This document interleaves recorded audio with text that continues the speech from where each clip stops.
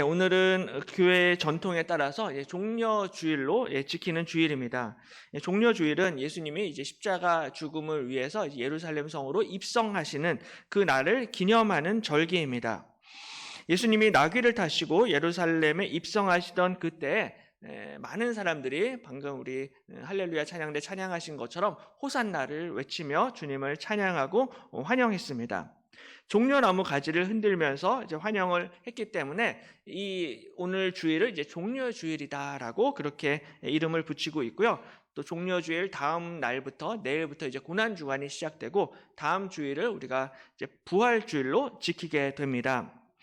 이 종려나무는 일종의 이 대추 야자수인데요. 성경을 보시면은 이 종려나무는 의로움, 아름다움 그리고 승리를 상징하는 나무입니다. 저 화면에 보신 것처럼 이제 오른쪽은 그 큰 이제 종려나무 전체를 다 찍은 거고요. 왼쪽은 그 가지 부분을 확대해서 보여주는 사진입니다. 그래서 이 사람들이 종려나무를 흔들면서 예수님을 환영을 했습니다. 그런데 성경을 우리가 자세히 보시면은 이 마태복음, 마가복음, 누가복음에는 이 사람들이 종려나무 가지를 흔들었다라는 기록이 발견되지를 않습니다. 그냥 나뭇가지를 흔들었다, 나뭇가지를 이제 깔았다라는 표현은 있지만 종려나무라는 표현은 사용을 하고 있지는 않습니다. 하지만 우리가 요한복음을 보시면요, 요한복음에서 바로 이 종려나무 가지가 언급이 됩니다. 요한복음 12장 13절에 종려나무 가지를 가지고 맞으러 나가 외치되 호산나 찬송하리로다 주의 이름으로 오시는 이 곧 이스라엘의 왕이시여 하더라 라고 말씀을 합니다. 바로 요한복음에서 4복음서 중에서 유일하게 요한복음에서 이 종려나무 가지를 언급을 하고 있습니다. 그래서 이 요한복음 말씀을 근거로 해서 고난주간이 시작되는 주일을 우리가 종려주일로 지키고 있습니다. 이 고난주간이 시작되는 주일이기 때문에 우리 교회는 이제 종려주일에 성찬식을 이제 잠시 후에 우리가 거행을 할 것이고요. 내일부터는 또 고난주간 특별 새벽 기도회로 모입니다. 특별 새벽 기도회가 이제 5일간 진행이 되는데요. 전일 참석이 이제 힘드신 분들은 이제 월요일부터 금요일까지 하루라도 참석을 하셔서 은혜를 받으시기를 바랍니다. 그래서 새벽에 기도할 때 하나님께서 우리에게 더 풍성한 십자가의 은혜를 허락해 주실 줄로 믿습니다. 그래서 오늘은 그 예수님이 예루살렘에 입성을 하시는 이 장면을 함께 이제 살펴보면서 사람들이 이제 왜 종려나무 가지로 예수님을 환영을 했는지, 그리고 예수님을 이 종려나무 가지로 환영하는 이 사건의 의미가 무엇인지 함께 같이 말씀을 나누도록 하겠습니다. 첫 번째로 이 사건은 왕으로 오신 예수님을 인정하고 찬양하는 것입니다. 그러니까 사람들이 이 종려나무 가지로 예수님을 환영한 것은 이 땅에 왕으로 오신 예수님을 인정하고 찬송하는 의미가 있습니다. 우리 예수님께서 이 땅에 오셨는데요, 우리 예수님은 왕으로 이 땅에 오셨습니다. 교회와 온 우주와 세상을 다스리시는 통치자로 이 땅에 오신 줄로 믿습니다. 바로 예수님께서 이것을 보여주시고 이것을 나타내시기 위해서 특별히 오늘 종려나무를 흔들면서 사람들이 예수님을 환영했습니다. 예수님이 이제 예루살렘 성으로 수도로 입성을 하시는데요. 바로 이전에 계셨던 곳이 여리고라는 도시입니다. 여리고를 떠나서 이제 예루살렘으로 오시는데요. 이 길을 지나가시면서 이 길 위에서 2명의 맹인을 예수님이 고쳐주십니다. 마태복음 20장 29절에 그들이 여리고에서 떠나갈 때 큰 무리가 예수를 따르더라. 맹인 2사람이 길가에 앉았다가 예수께서 지나가신다 함을 듣고 소리질러 이르되 주여 우리를 불쌍히 여기소서 다윗의 자손이여 라고 이 2 맹인이 예수님을 향하여서 소리를 지릅니다. 주여 우리를 불쌍히 여기소서 다윗의 자손이여 라고 예수님을 다윗의 자손이여 라고 호칭하고 부르고 있습니다. 이 맹인들이 이제 길거리에서 시끄럽게 소리를 지르니까는 주변 사람들이 너는 좀 조용히 좀 하라라고 이렇게 면박을 줍니다. 하지만 맹인들이 포기하지 않고 더 크게 소리를 지릅니다. 31절에 무리가 꾸짖어 잠잠하라 하되 더욱 소리질러 이르되 주여 우리를 불쌍히 여기소서 다윗의 자손이여 라고 또 한 번 다윗의 자손이여 라고 예수님을 부르고 예수님께 도움을 요청합니다. 그러므로 이 다윗의 자손이라는 호칭이 2번 반복이 되어서 사용이 되고 있습니다. 바로 이 다윗의 자손이라는 호칭은 바로 이스라엘에 오실 메시아, 이스라엘의 왕을 의미하는 호칭입니다. 왜냐하면 이 이스라엘 백성들은 다윗의 자손이 장차 이스라엘을 구원할 것이다 라는 이러한 희망을 가지고 있었습니다. 왜냐하면 사무엘하 7장 말씀을 보시면은 하나님이 다윗에게 약속을 하십니다. 그 약속의 말씀이 내 수완이 차서 내 조상들과 함께 누울 때 내가 내 몸에서 날 내 씨를 내 뒤에 세워 그의 나라를 견고하게 하리라. 내가 내 앞에서 물러나게 한 사울에게서 내 은총을 빼앗은 것처럼 그에게서 빼앗지는 아니하리라. 내 집과 내 나라가 내 앞에서 영원히 보존되고 내 왕위가 영원히 견고하리라 라는 이 약속의 말씀을 다윗에게 주십니다. 그러니까 다윗이 죽더라도 다윗의 나라, 다윗의 왕권은 이 다윗의 자손을 통하여서 영원히 보존되게 할 것이다 라는 약속의 말씀입니다. 사울과는 달리 다윗의 나라는 내가 끝까지 영원토록 이 나라는 책임져 주겠다라는 것이죠. 바로 이것이 유명한 다윗 언약입니다. 그래서 사실 다윗도 따지고 보면은 사울 왕 못지않은 죄인입니다. 간음죄를 졌죠, 살인죄 졌죠, 하나님 앞에 거짓말까지 했고 여러 가지 많은 큰 죄를 많이 지었습니다. 하지만 그럼에도 불구하고 하나님이 다윗에게서 은총을 거두어 가지를 않으십니다. 왜냐하면 하나님이 다윗과 약속하셨기 때문입니다. 사울에게서 내 은총을 빼앗은 것처럼 그에게서는 내가 절대로 은총을 빼앗지 않을 것이다. 너의 집과 너의 나라가 내 앞에서 영원히 보존되고 너의 왕권도 영원히 견고할 것이다 라고 하나님이 다윗에게 분명히 약속하셨습니다. 그리고 이 다윗에게 하신 약속이 오늘 이 유대인들에게 있어서는 정말로 큰 위로가 되고 소망이 되는 약속이었습니다. 그래서 이스라엘 백성들이 이제 BC 586년에 이제 남유다 왕국이 멸망을 당했고요. 그 이후로 한 600년간 계속해서 강대국들에 의해서 식민 통치를 받았는데 이렇게 긴 세월 압제를 당하고 억압을 당하고 박해를 당하면서도 이스라엘 백성들에게 유일한 소망이 있었는데 그 소망이 바로 다윗에게 약속하신 말씀입니다. 바로 이 다윗 언약, 장차 다윗의 자손을 통해서 다윗의 후손을 통하여서 다윗의 씨를 통하여서 이스라엘의 나라가 회복이 되고 제2의 위대한 다윗 왕국을 세울 것이다라는 이 약속의 말씀, 이 소망을 가지고 있었습니다. 그래서 다윗의 후손이신 메시아가 오시게 되면은 이 나라가 다시 해방되고 로마 제국을 물리치고 이길 수 있을 거다라고 생각했습니다.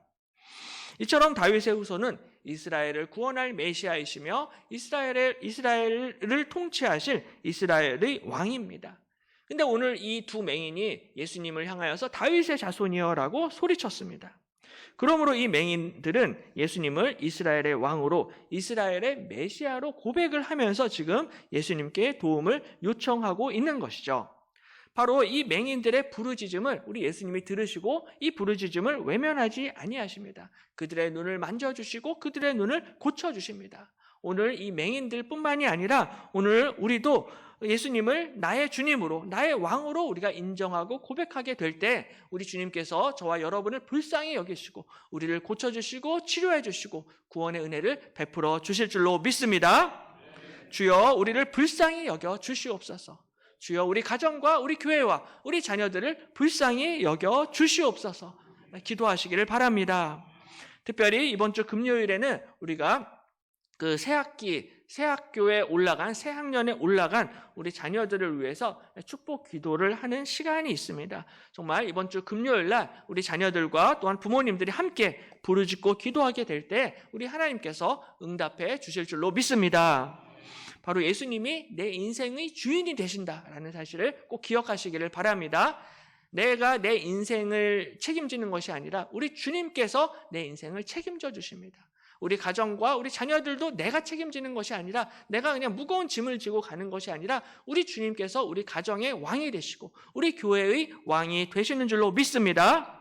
그러니까 내가 주인 행세를 하는 것이 아니라 내가 왕 행세를 하는 것이 아니라 하나님 앞에 엎드리고 무릎 꿇고 기도하시기를 바랍니다.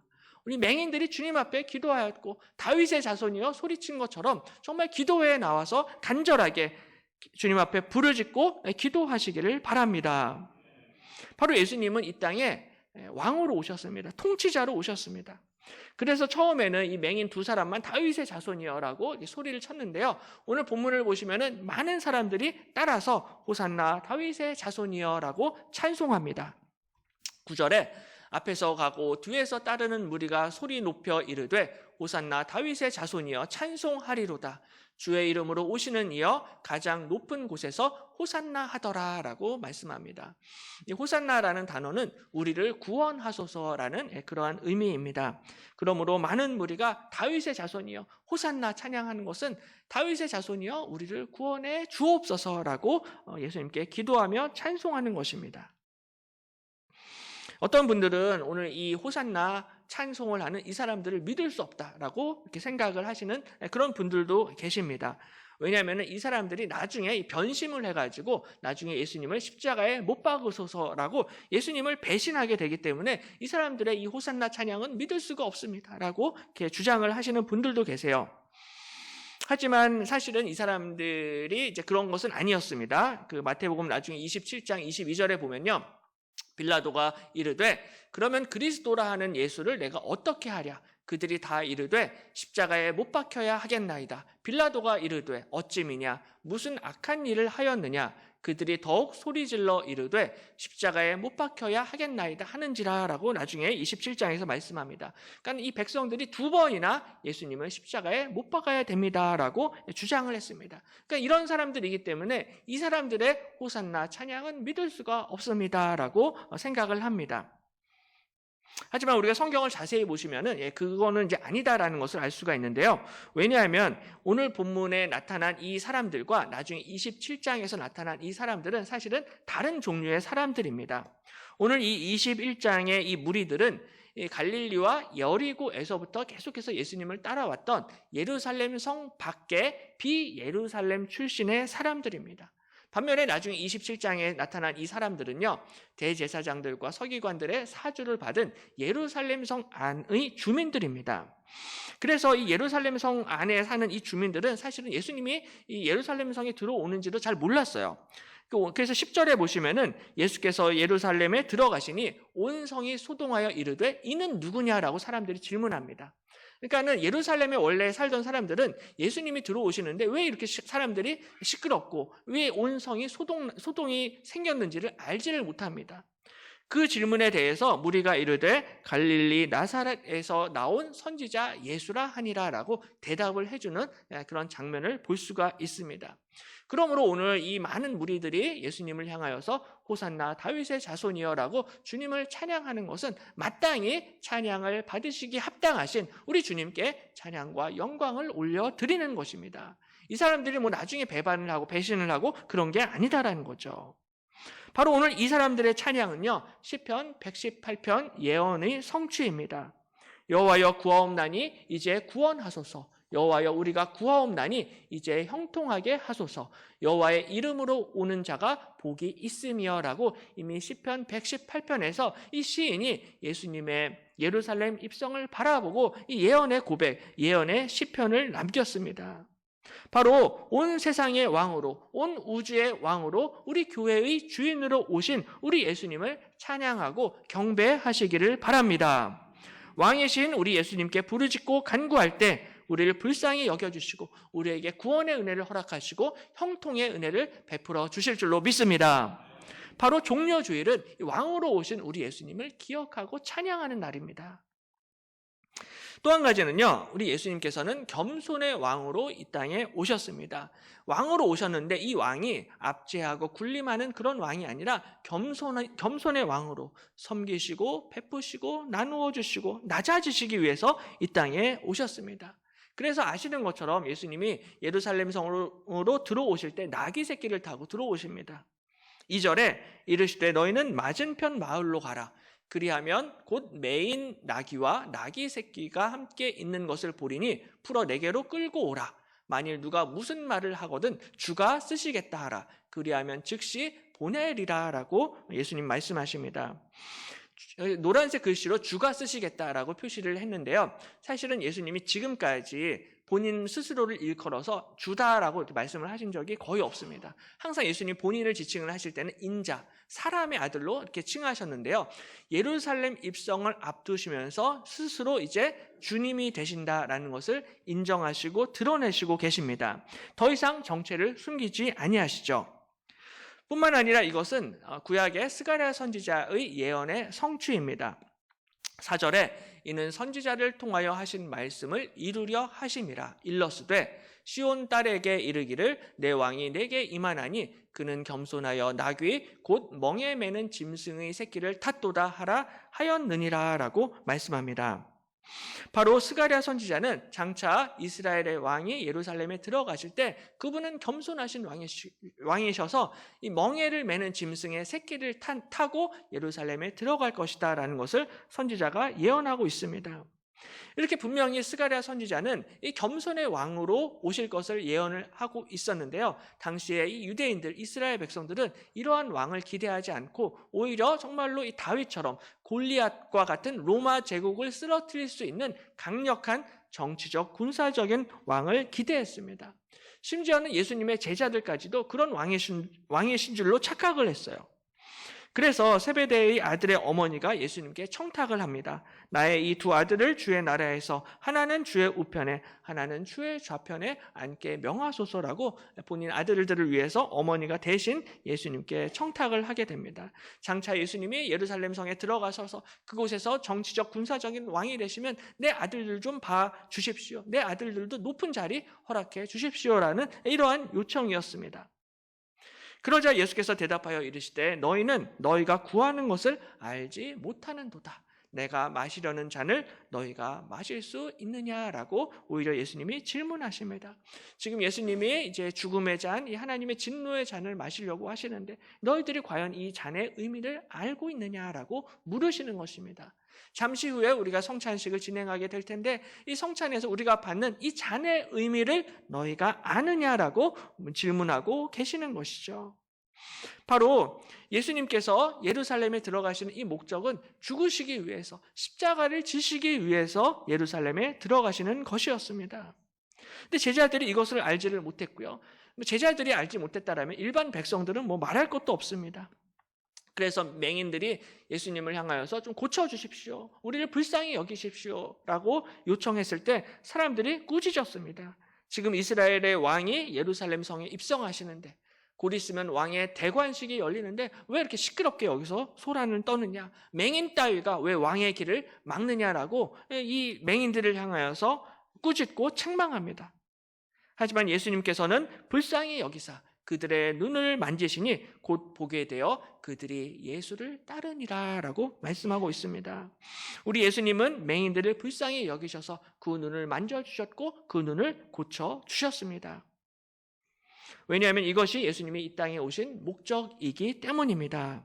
우리 예수님께서는 눈먼 자의 눈을 보게 하시고 가난한 자들을 부유하게 하시고 죽어가는 죄인들을 구원하시기 위해서 이 땅에 오신 줄로 믿습니다. 그러므로 우리도 오늘 이 맹인들처럼 주여 우리를 불쌍히 여겨 주시옵소서. 우리가 기도하게 될 때 주님께서 저와 여러분을 불쌍히 여기시고 우리를 고쳐주시고 치유하시고 구원의 은혜를 허락해 주실 줄로 믿습니다. 우리를 위로하시고 우리에게 구원을 베푸실 분은 우리 주님밖에 안 계시다라는 것이죠. 이 세상과 사람들로부터는 위로와 만족과 구원을 얻을 수가 없다라는 것입니다.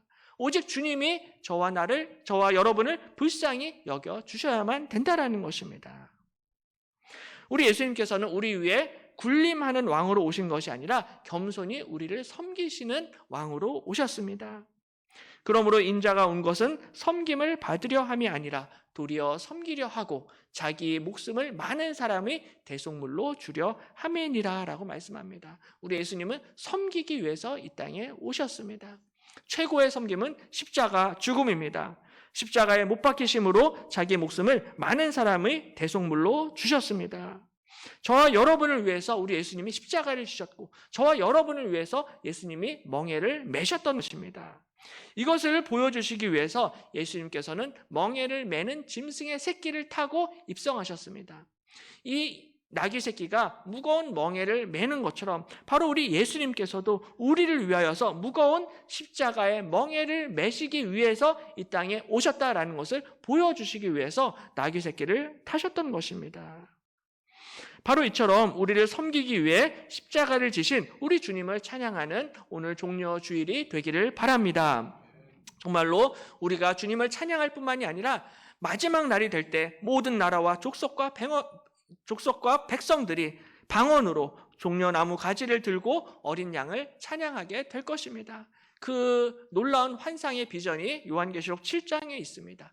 이 일 후에 내가 보니 각 나라와 족속과 백성과 방언에서 아무도 능히 셀 수 없는 큰 무리가 나와 흰 옷을 입고 손에 종려 가지를 들고 보좌 앞과 어린 양 앞에 서서 큰 소리로 외쳐 이르되 구원하심이 보좌에 앉으신 우리 하나님과 어린 양에게 있도다 찬양하게 될 것입니다.